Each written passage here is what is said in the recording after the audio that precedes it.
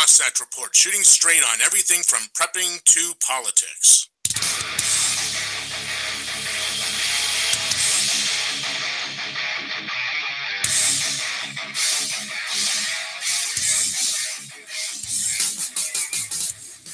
Well, good morning, everybody. Welcome. It is Tuesday, 5/20/2018.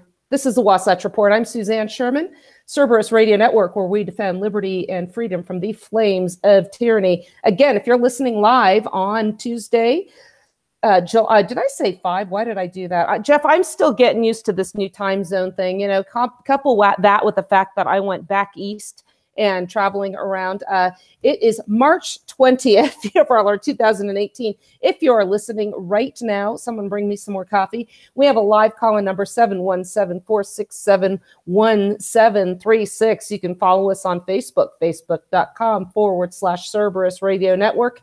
We have a fan page, CRN, on Facebook, facebook.com/CRN. I'm there as well, Suzanne Sherman or Cowgirl Esquire. My Twitter handle is also Cowgirl Esquire. Jeff, we've been trying to promote Gab as well. It's been pretty quiet there, but boy howdy, I'm going to keep trying. Gab.ai, where conservative views are not silenced, at least so far as we know. We also have a YouTube channel, and we would ask you to please subscribe and share this channel. You can download shows from there. We're working on getting an RSS feed. We have an app you can take with you. We could take us with you wherever you go for the Android platform. And if you hit that, that will get you on our radio co. And we have a feed where all of our shows are just lined up and on a rotation basis. We do refresh in that, so you're not hearing shows that are a year old. And Jeff, we have gotten better since we started this network, I must say. So listen to us. Jeff Johnson was just before me right now with his show, The Paradigm Shift. He's one of the founders of the network with Daniel Bailey, who has his show, The Bailey Report.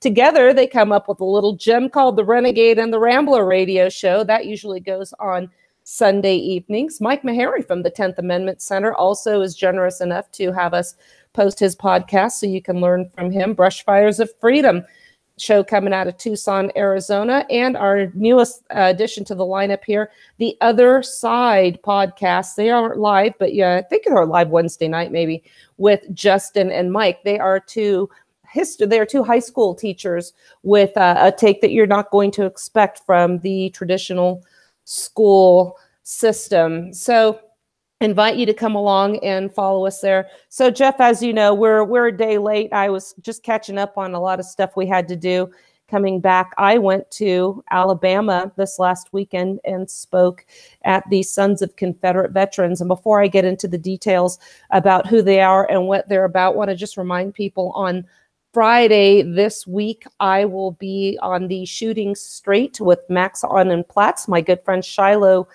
Platts had me on there about a month ago, and Kevin Gutzman joined us actually. And towards the end of the show, after Kevin had left, we had a phone call, and the caller was absolutely irate. He said that my assertion that the FBI and the laws that they seek to enforce don't have the constitutional authority to exist or for them to enforce these laws, for instance, federal marijuana laws, as well as immigration laws and other areas in which they have breached their constitutional restraints. As I've said before, the 3 laws that the general government was granted to regulate, to prosecute are tyranny, piracy on the high seas, and counterfeiting. Other than that, criminal law is a local issue. Caller was very upset with me. He said that I was out of my mind. I had no idea what I was talking about. And the federal government has the implied power of law enforcement.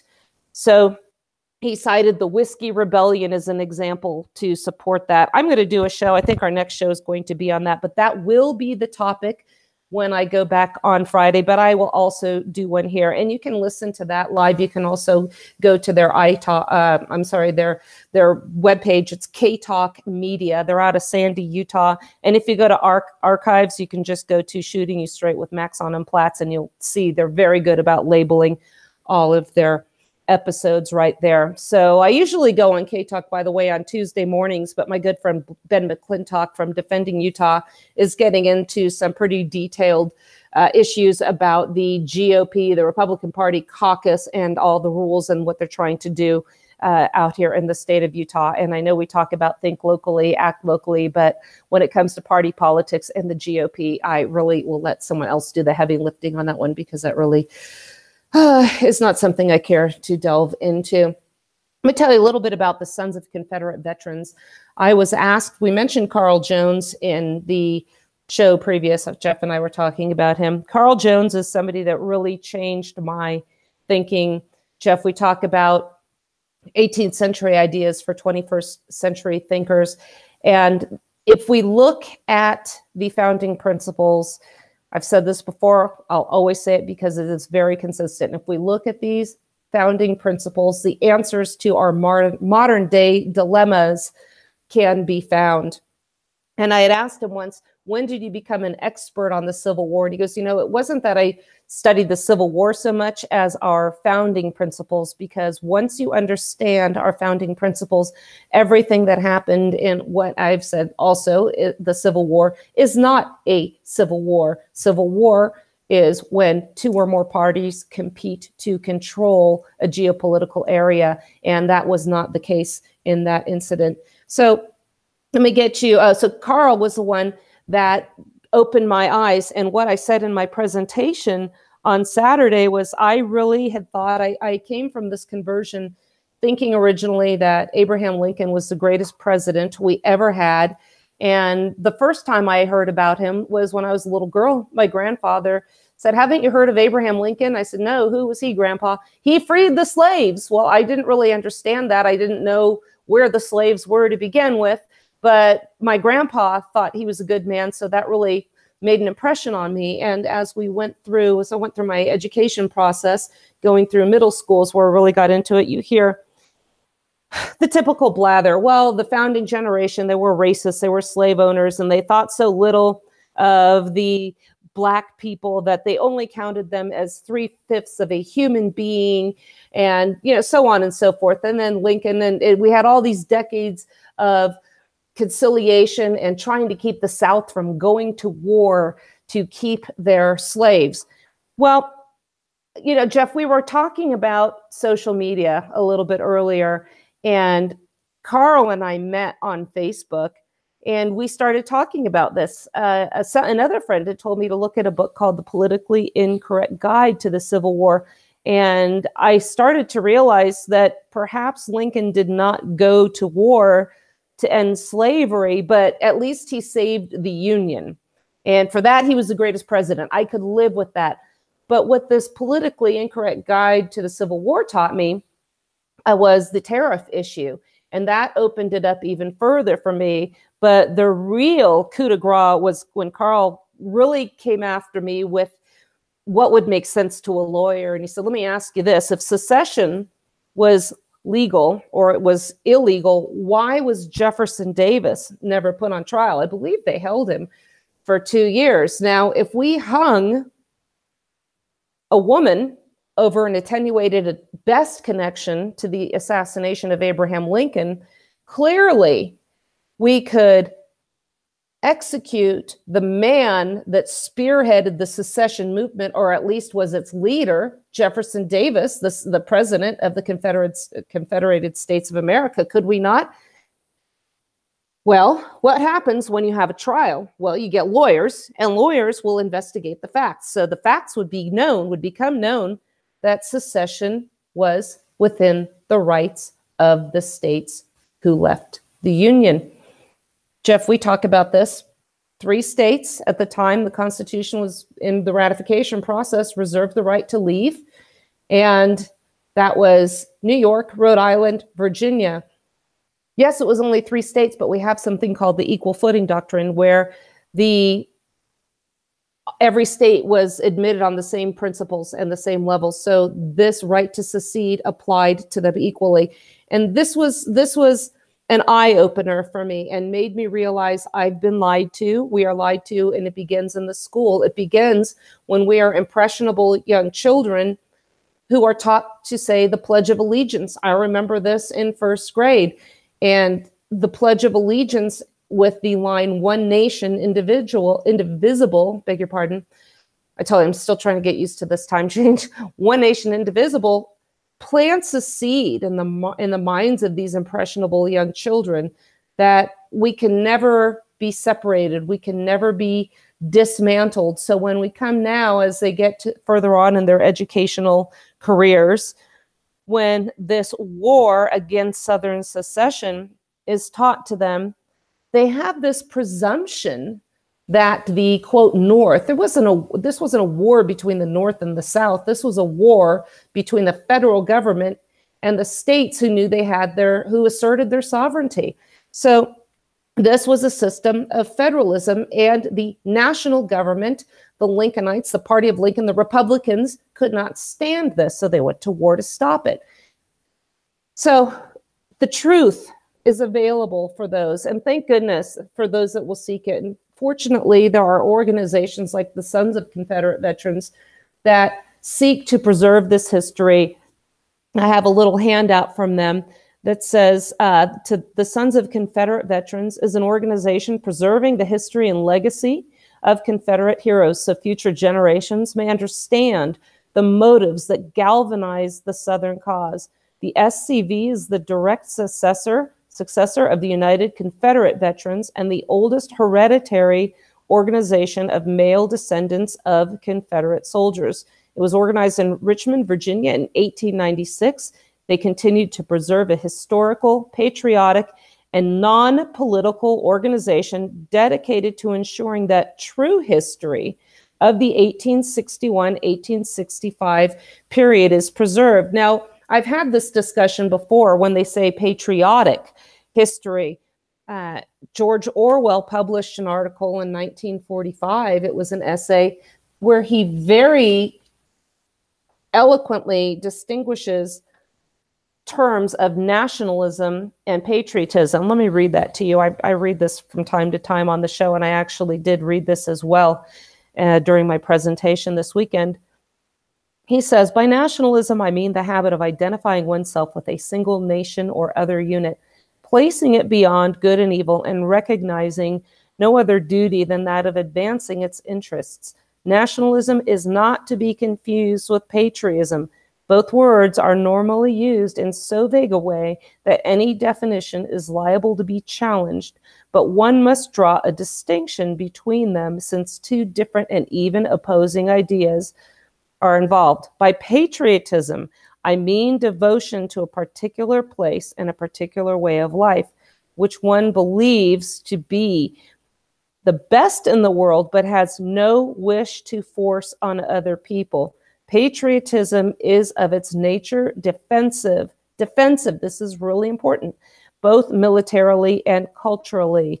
Nationalism, on the other hand, is inseparable from the desire for power. The abiding purpose of every nationalist is to secure more power and more prestige, not for himself, but for the nation or other unit in which he has chosen to sink his own individuality. Jeff, I kind of leave you alone a little bit at the beginning of the show because I know that you are out there posting links and checking levels and making sure that we are clear here. But boy, doesn't this resonate to you? Robert E. Lee said that if they did lose, that a centralized government would evolve to be one that is despotic at home and tyrannical abroad. And that really is what we're seeing right now. Yes, it is. And while you were speaking, I'm actually going to do something a little different here. So for you YouTube people, I'm turning my camera back on. And here is the cover of the book. I'll put it back up. Is Davis a traitor? Was secession a constitutional right prior to the War of 1861? By Albert Taylor Bledsoe. You were mentioning Jefferson Davis and the fact that he was held for 2 years, and that's correct. They didn't put him on trial because they knew they'd lose, and Bledsoe was going to be Davis's lawyer, and that was his defense. He prepared his entire defense, had it all ready to go, and then they dropped it because they knew that it would open up a can of worms, that they did not want people to realize that there was a right, and that they forced them back into a union illegally. So they dropped it. Davis went home, and Bledsoe put it in a book because he felt it was important that people understand that the North was wrong. And so he put that there. No one's ever refuted that book.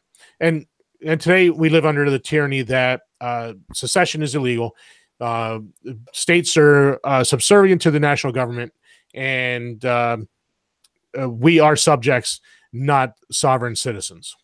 And the interesting thing is, too, this is why that message is obfuscated. And I think we really should do a show on that book. I'm going to get that out. Brian McClanahan and Mike Church edited that book together. Brian McClanahan was one of the speakers at that event. Fortunately, he went after me. I think if I had to listen to somebody that brilliant, I would have run out of the room scared. I wouldn't want to follow him. But I also am reading a book that he wrote. And when I go to this radio show on Friday, I'm going to bring this with me. His latest book is called How Alexander Hamilton Screwed Up America. And he does an amazing job of showing the true scoundrel that Alexander Hamilton was. People are now, with the popularity of that stupid play Hamilton, which I refuse to go see, think that he's an American hero. But if you want to thank taxation, government, healthcare, all these endless wars, you can thank Alexander Hamilton for that one. And so I will be refuting the notion that it was implied that the federal government, national government, can pretty much do whatever it wants. John Taylor of Caroline had said a constitution that was not written, and it could by implication was tantamount to having no constitution at all. And that's what we went to war to get out from under. The British government did not have a written constitution, and whatever Parliament did was de facto legal. So that's something we call parliamentary sovereignty. We had our war of independence to get away from that, and we've surrendered it. We assumed that this was okay, implied powers, and I will show this on Friday, and we'll do a show on this here as well for our listeners that might not want to go to the other network, that this was rejected outright in the Philadelphia Convention. Alexander Hamilton, there are two Alexander Hamiltons, the one at the Philadelphia Convention, the Alexander Hamilton at the ratification conventions, and the Alexander Hamilton after the first 9/11, September 11th, 1789, when he was appointed our Secretary of Treasury, who reverted back to the Philadelphia Convention, Alexander Hamilton. So my goal is when people hear about the lies and obfuscation and how this is part and parcel of the education system. Remember, I say we have a trifecta of evil that is keeping us dumbed down, that is keeping us subservient and embracing this one nation indivisible concept. We have the government, we have the education system, and we have the media. And isn't it convenient that the former licenses, regulates, gives grants to the latter of the three? So, you know, this is why we have this perpetuation of these frauds, these myths, and these lies. So, you know, we're here, Jeff, to give people the truth, and they don't always like to hear it. You've heard me on radio shows before where callers come in and they are not the least bit happy with me. Some of the stuff, I took a few notes from what Brian McClanahan also was saying with regards to slavery. I talked about my conversion, as I mentioned before. I did mention our national reciprocity article, as well as my article on the Church of the National Government. And I discussed in detail the trip that I took, which really is what got me doing this right now. And that was the one in 2015. And on that trip, I started with, I start the article with the Harper's Ferry incident there. Maybe I'll get into that, or we'll do another show on that as well. So I talked about that trip, and let's see, Brian talked about slavery and what the war was really fought over. Ryan Walters, who is a book review editor for the Abbeville Institute, discussed the myth of Southern secession, that it was not treason. And finally, we had a wonderful guy by the name of Tommy Daly who did a wonderful presentation on music, and that Southern music is really the root of American music today. It was a fantastic presentation. But some of the interesting comments that Brian had was that the anti-slavery movement was really an issue over political power. That was the big issue there. We had federally funded internal improvements. That was really the pet project of the Republican Party, which evolved from the Whig Party and this crony capitalism. And this was being funded by the Southern states in the form of tariffs. Now, tariffs themselves were constitutional, but what was really pushing the envelope here was that one faction, notably the agrarian farmers, were paying a vastly disproportionate share of the financial burden and receiving none of the benefits. Every state and colony had slavery in early America, and the anti-slave movement was really not concerned with slaves in the South. And Jeff, this ties into what you were talking about in your show and my conversation also with Dan Fisher on Thursday. They were really not concerned with the true abolition of slavery. They did not want competition in labor. I believe it was John C. Fremont that was campaigning on the platform, free soil, free labor for white men, for free white men. Anti-slavery in the North was really not an abolitionist movement, much like the pro-life movement is. They're seeking to regulate, they're seeking to control, and they're not really seeking to abolish their chosen cause. What really brought the slavery issue to the forefront and made it contentious was adding territory to the United States. And the issue now was one of power and not sympathy for the plight of those that were enslaved.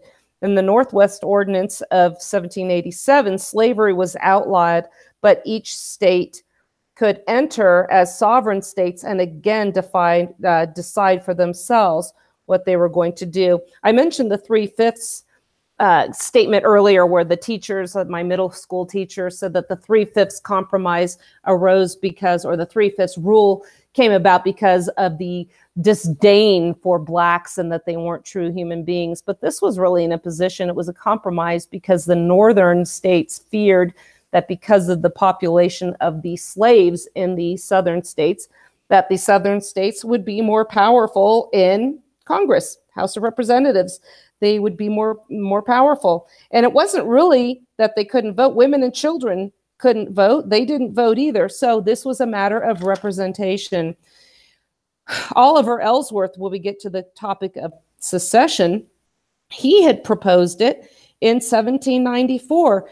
Oliver Ellsworth was from Connecticut, and this was over the South blocking Northern economic and political agenda, which again was harmful to the South, but the South had the power to block it. So the Northerners proposed, why don't we just secede? 1800, when Thomas Jefferson was elected, the Federalists discussed secession once again. They did not want the farmers, the agrarians in charge. They wanted centralization. So in 1794 and in 1801, North proposes secession. The northeastern area of this union at the time, they wanted nationalism. They wanted this strong central national government.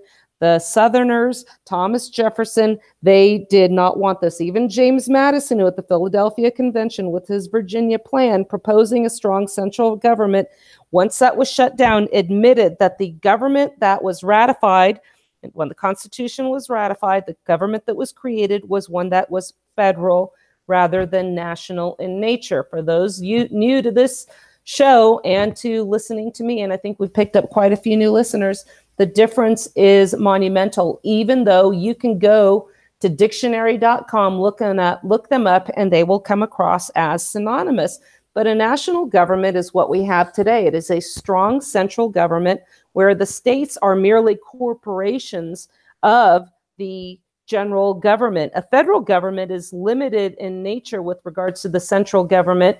It has enumerated powers. The balance of those remain with the states, and it has adequate resources by which it can pursue these powers, no more, no less. That is clearly not what we have today. And as we promote, or as we progress through this topic, and I get more into implied powers, Alexander Hamilton, the war against Southern secession, we will continue to drive this point home and also show what the downside to what we have is. One example, 60 million dead babies. Dan Fisher is trying to stop this. 7 politically appointed or 7 politically connected lawyers in black dresses in Roe v. Wade, 1973, said that no state has the power to stop the killing of babies. So when people ask me why I'm still grumbling about a man, Abraham Lincoln, who's been dead for over 150 years, that's pretty much why. So I think I'll get more into those a little bit later. But here's the thing too, Jeff. I'm going to move on in a moment. Did you have anything you wanted to contribute? No, I'm. You said it perfectly. I'm not going to add anything more. I just wanted to show that book cover of Albert Taylor Bledsoe because it fit in with what you were discussing. That was all I needed to do. That is a fantastic resource, and I am so glad you brought that up. And yes, my friend Jeff is asking if I can send that article about nationalism. That is the one by Orwell, and I will post that on the wall again, and I'll get that to him myself. You know, in the Declaration of Independence, I think I mentioned a few weeks ago, I was driving in my car and I put on Sirius XM Patriot Radio, and the so-so one, Mark Levin, was on, and he's yammering about Abraham Lincoln being the greatest emancipator of all time, and then backs that assertion up with the sentiments put forth in the Declaration of Independence.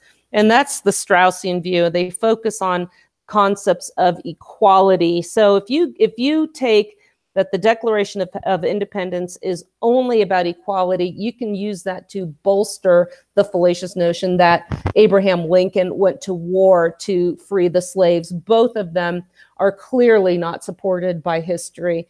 So the problem is people like Mark Levin have millions of listeners, and you know we're doing what we can out here. So think about here in the Declaration of Independence, I'm going to just read here.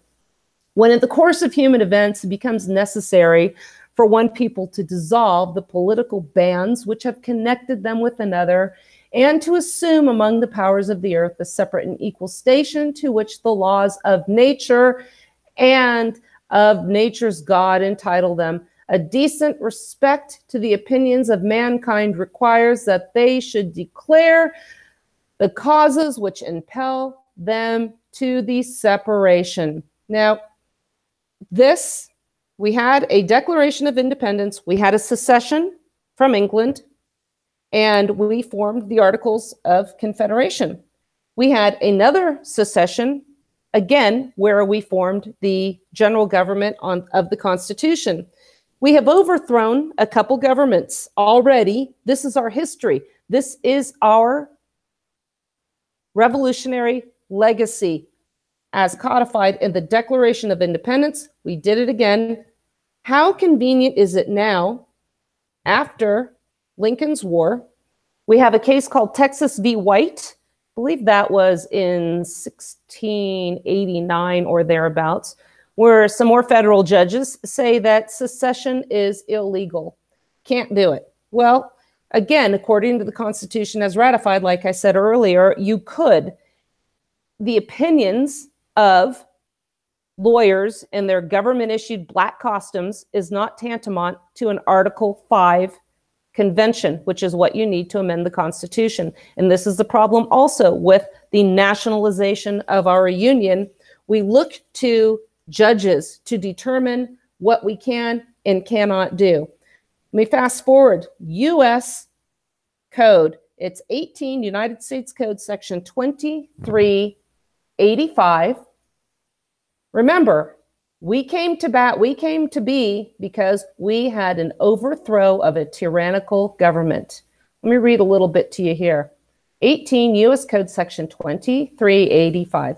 Whoever knowingly or willfully advocates, abets, advises, or teaches the duty, necessity, desirability, or propriety of overthrowing or destroying the government of the United States or the government of any state, territory, district, or possession thereof, or the government of any political subdivision therein by force or violence or by the assassination of any officer of any such government.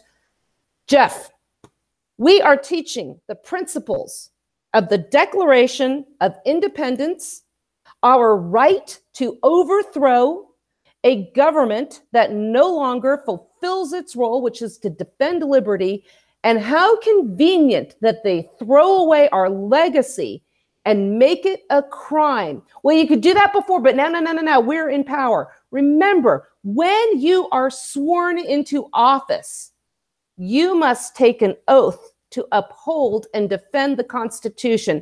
And I am not citing the Declaration or confusing the Declaration of Independence with the Constitution of these United States. I get that. But you have to understand what they are doing is making people fearful of the very principles. Apparently, I'm already breaking this statute because I'm teaching that this is a duty to overthrow a government that becomes tyrannical. For crying out loud, that was the purpose and intent of the Second Amendment.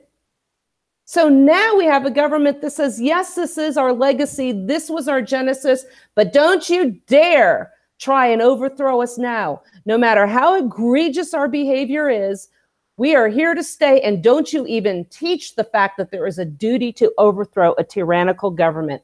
I've got a big front lawn. Front of my house, those helos can land here anytime. Jeff, what is your thought on that? I mean, how dare they come up with something, a concept like this, when this is absolutely how we came about? Well, it's what is taught in the public school system today. The whole, it was settled in the Civil War. How many times have you had that posted on Facebook when you bring up secession? It was settled. The South lost, the North won, it's over. Well, then by force, we have no natural right. Then why are so many of these so-called conservatives that are so adamant about defending this tyrannical government in Washington, D.C., why are they then claiming they have a natural right to firearms? If the natural right to self-determination and free association is taken away by force, and it's never to be returned to us, then how do you then say you have a natural right to self-preservation? I mean, it's glaringly inconsistent. You can, on one hand, lose a natural right because the government took it away by force, yet they defend the natural right on the other hand. I'm completely confused and I can't get it. Obviously, I must be just a dimwit because I actually believe that we have natural rights and that they matter, and the government has no say over those natural rights. And that's why the preamble says that they added the restrictive clauses, so that they knew they had no delegated authority. There was no authority given to them to regulate natural rights. Here's an interesting article I found, Libertarian Christians, and it says that the government exists to protect itself, not you. How timely is this? It says that the governments have police and armies primarily to protect the people. It is suggested that the governments have these resources. And while there might be some motive or self-preservation involved as a whole, the government functions as a selfless servant to the public. That is why it exists. This is what we're told. As popular as this dogma is, it remains deeply problematic. In fact, it can be seen to be profoundly mistaken when the people begin to defend their rights against the police and the armies and get beat up for doing so. Now, I've said before, every single law we have is backed up by the force of a gun. Don't pay your property taxes. You just wait. Someone will be here to dispossess you, and they're not going to do so unarmed. If you run a stop sign you will be, if they catch you, or you know, I have a radar detector out here, and that thing's always going. These people they can drive now with their radar detectors on, and just as they're going about their daily business, if they catch you speeding, and even if the weather conditions are perfect and I'm going 50 miles an hour on my road, which is 40 miles an hour on a perfectly clear day, weather conditions are dry, we've been pulled over on this road, and if you don't pull over, they will get you eventually. If you resist arrest, they will put on handcuffs, or if you don't let them, you can eventually get shot. So every single law, come up with one, Jeff. Give me one example of a law that they will not ultimately use gun violence to enforce. One, just one. Let's see. I'm still trying to think. I'll let you know in a little while. Yeah, you're free as long as you don't resist. Let me get back to the article. The owner of an aggressive pit bull can talk all day long about how nice the dog is until it gets irritated and bites you.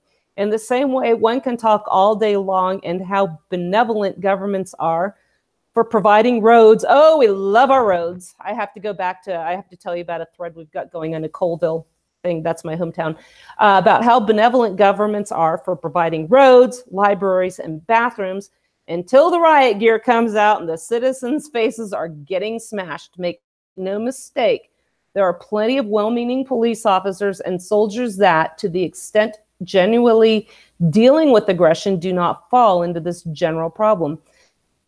There's also a sense in which the state does not protect its subjects, but this is only for the same reason a rancher protects its cattle and a farmer protects its crops. There is a harvest to be made. Dead taxpayers aren't very useful. To whatever extent the police and armies protect its citizens, it is secondary to the primary purpose of self-preservation. Boy, doesn't that resonate? I mean, also, look what happened to the Bundy ranch. What happened out there with the Bundys in Nevada? The Bundy family claimed that the general government did not have the ability to collect, or the lawful authority to collect, ranching fees from them. And guess what? They were correct. If you can find me cattle grazing fees and management of cattle lands and grazing rights in the Constitution, Article 1, Section 8, I will back up the truck and say, never mind. But here's what happened when they tried to enforce that. The general government, national government, who said, we don't have the resources by which to restore law and order on a section of the Texas border with Mexico. It is too dangerous. Boy, howdy, they had the resources to show up and line up their snipers at Bundy Ranch. So clearly, if you defy the general government and you are of the wrong political persuasion, they will rain their terror down on you, just as Lincoln did to the Confederates, the Confederated States of America. Suzanne, yeah. I finally thought of a law that can be broken, and they won't send armed guys to force compliance. Go. If you're a politician, you can sell access and legislation to the highest bidder, and they will never send anyone there to arrest you or use force to stop you. Boy, isn't that the truth? You know, it seems that the most corrupt in government get away with the most crimes. You know, that reminds me of something. Sometimes we get a little bit frustrated that it's hard to get this message out. And I try to be evangelical and bring these conversations up wherever I am. And like I've said before, it often results in me sitting by myself in social functions, but sometimes we actually bring people in. So case in point, I was waiting for my flight out of Birmingham Sunday morning, and they had the television on and they were talking about who was the last one. McCabe, I guess, was being fired and he wasn't going to get his benefits. And the lady that was attending the restaurant there said, "Oh, that's such a shame. I feel so bad for that guy." And I said, "I wouldn't. Every one of these guys is corrupt as the day is long, these guys up here in charge." She says, "What?" And I said, "Well, Where's the authority for them to exist under the Constitution? Civil asset forfeiture. Look at Jeff Sessions and enforcing these unconstitutional marijuana laws. Now, the king has decreed that they're going to kill drug dealers. I'm going to get into that one in a minute, too. So we started having this conversation, and she brought it into she started talking about marijuana, and I said it should be decriminalized. They have no more right telling me if I can grow tomatoes than marijuana. And then it got into firearms, and I said, yeah, the general government has absolutely no right to regulate firearms. And this guy that was sitting near me said, you know, what are you? I can't figure this out. Are you a Democrat or a Republican? And Jeff, doesn't that just highlight his inquiry that there seems to be what Tom Woods refers to as a 3x5 index card of allowable opinion? The spectrum is either Hillary Clinton or Donald Trump or John McCain or Barack Obama, Mitt Romney or Barack Obama. It's whatever the Democrats or the Republicans allow us to talk about, what they put on the table. And I said, you know, I am neither. I am pro-liberty. And here's the thing that the two parties have in common. Neither one of them is pro-liberty. They both love their big government so long as their guys are in charge. We saw that with the Affordable Care Act. We see that with the Republicans and national reciprocity. So neither party is consistent in their values. We also see that with the Planned Parenthood issue. Remember when I was sure when the Project Veritas videos came out and they showed the absolutely ghoulish behavior and attitudes of the people in Planned Parenthood and those that were buying the fetal tissue, the human baby parts from them, that, well, we've got a GOP member, we've got President Trump in the White House, now we have both houses of Congress. Clearly, we can anticipate that Planned Parenthood will cease to be funded by taxpayer dollars. Did that happen? No. We're just continuing on, going on the same course, regulating. The wars haven't stopped. You know, there's a song called "Killing Is My Business" and business is good. And that's what we're seeing today. Any thoughts, Jeff? No, you hit it again out of the park. I'm not going to add to it. You got it. We hit on that in my show too. I'm going to back out on this. So you just keep moving on. Well, one of the other downsides too of this national central government that, again, Robert E. Lee prognosticated about, despotic at home and tyrannical abroad. Our good friend James Bovard, you mentioned him earlier. He's been on my show. He has an article that just came out called "Time for the U.S. to End Democracy Promotion Flim-Flams." And what he says here is democracy promotion has long been one of the U.S. government's favorite foreign charades. The Trump administration's proposal to slash funding for democratic evangelism has been denounced as if it were the dawn of the dark age. But it is a welcome step to draining a noxious swath of Washington swamp. So we'll see if that actually comes to fruition. I'm a little bit skeptical on that, but let me go back to his thoughts as we wrap up the show. 19th century humorist Josh Billings quipped, "A fanatic is someone who does what the Lord would do if he knew the facts of the matter." Similarly, the U.S. government intervenes to rig elections in case foreign voters don't know the facts of the matter. The U.S. has interfered, usually covertly, in more than 80 foreign elections since World War II to boost its preferred candidates. And, you know, just an aside, here we are grumbling about a non-existent Russian interference with our elections. Hello, what's good for the goose is good for the gander. We have absolutely no right to complain, even if they did interfere. And if they did interfere, it was anything that would help Hillary with that wonderful memo. So that's another issue.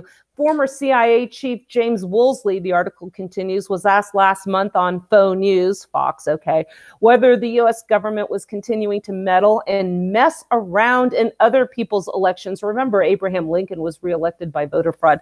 Woolsey replied with a smile and said, "Only for a very good cause in the interests of democracy." Wow, I feel so much better. Obviously, democracy is ill-served if any U.S. preferred candidate loses.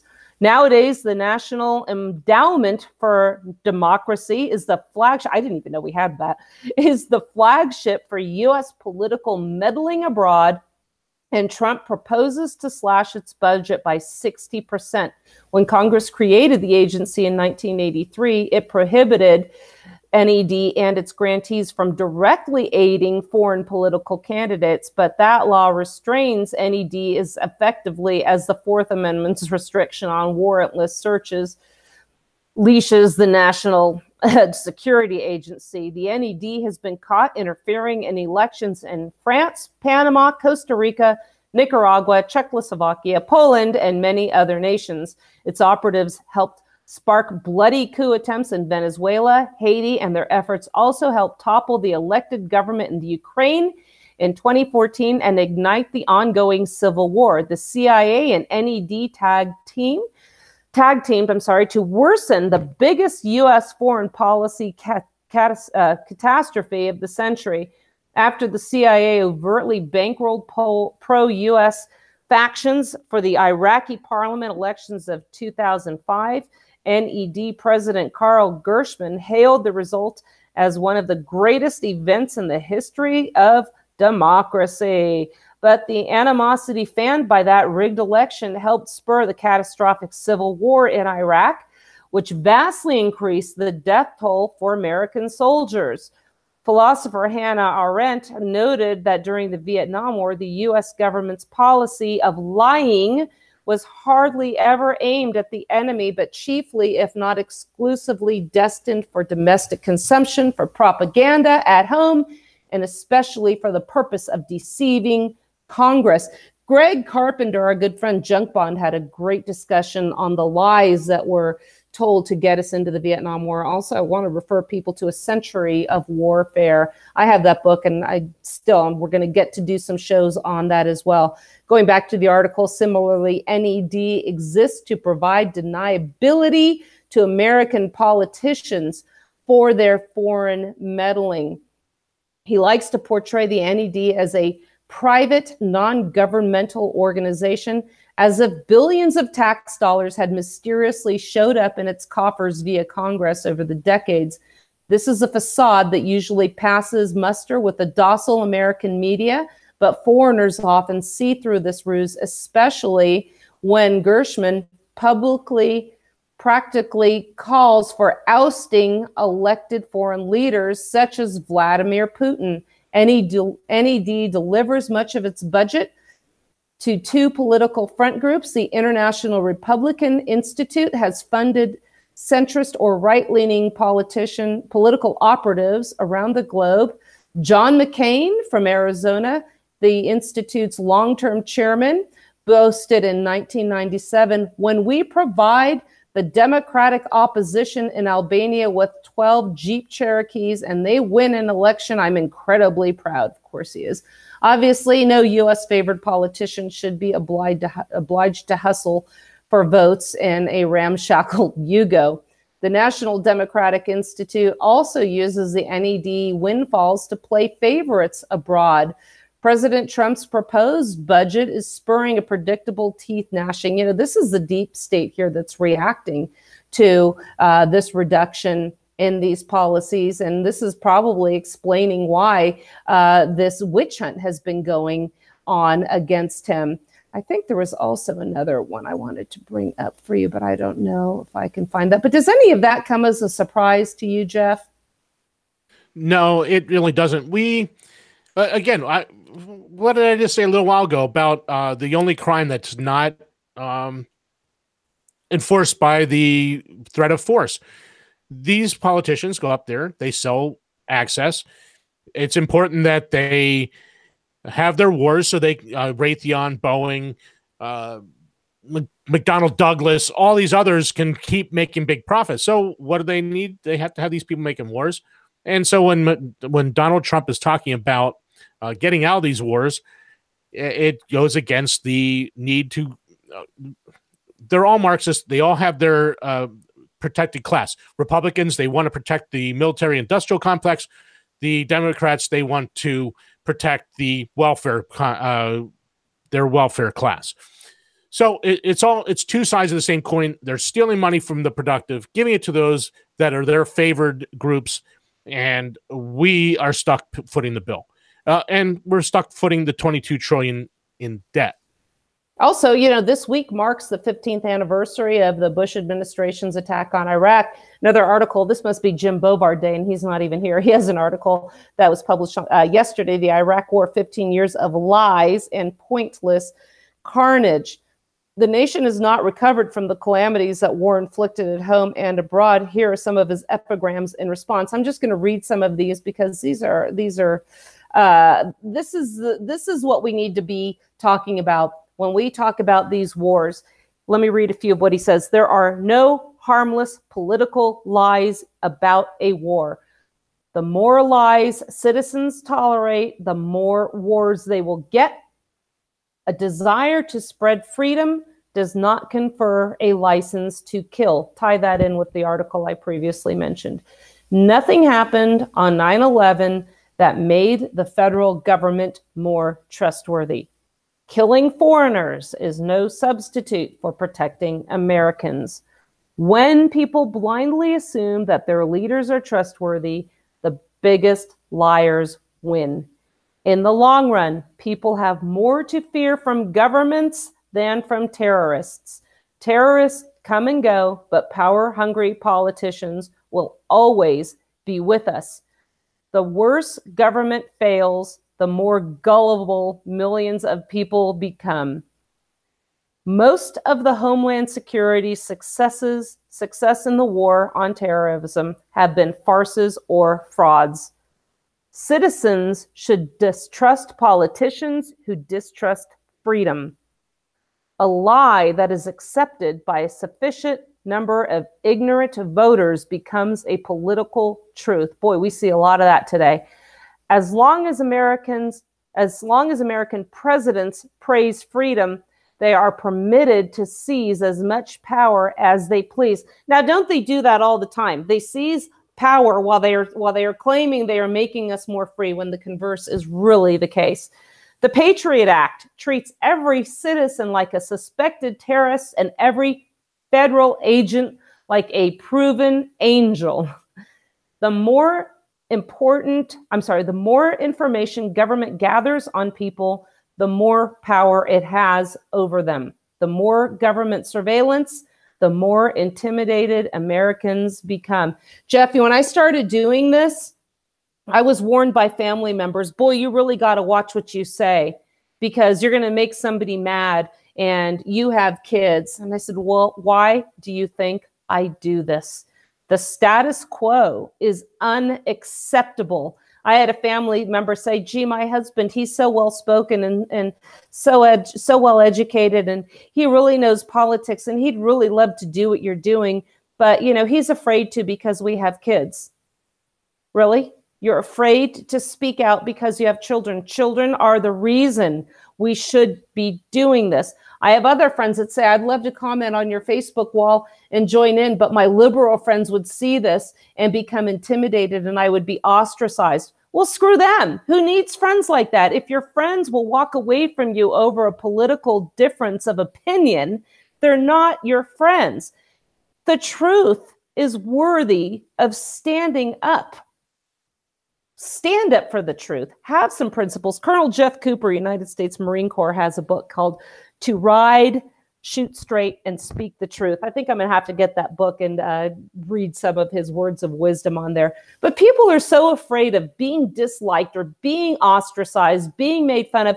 I tell you what, if you're consistent and you stand up for the truth, you will get the right friends. I'm going to just review a couple more of these here. Perpetual war inevitably means perpetual repression. When Bush attacked foreign nations, he also struck against American freedoms. Can you answer me this? Are we more free since Operation Shock and Awe started? Can we legitimately make that claim? Are we more free? Are we more safe? Lies regarding the use of government power are almost never harmless errors. The more power a politician seeks, the more dangerous his lies become. Given this last election cycle, I'm going to change this to the more dangerous her lies become. I don't think I can find ever in our history, even including Lincoln and Alexander Hamilton, a bigger, bold-faced liar than Hillary Rodham Clinton. Can you come up with one, Jeff? Nope, I can't. Nope. Well, actually, I can. Actually, I can. I'm going to say there's 535 plus 9 plus 1. Yeah, she just strikes me as so egregious, though. She is shameless in her lies. Okay, a couple more. The worse government fails, the less privacy citizens supposedly deserve. Rather than a democracy, we increasingly have an elective dictatorship. People are merely permitted to choose who will violate the laws and the Constitution. Isn't that the case? Every 4 years, excuse me, we have this dog and pony show, as our friend Sean Hoffine in Arizona on Brush Fires of Freedom says.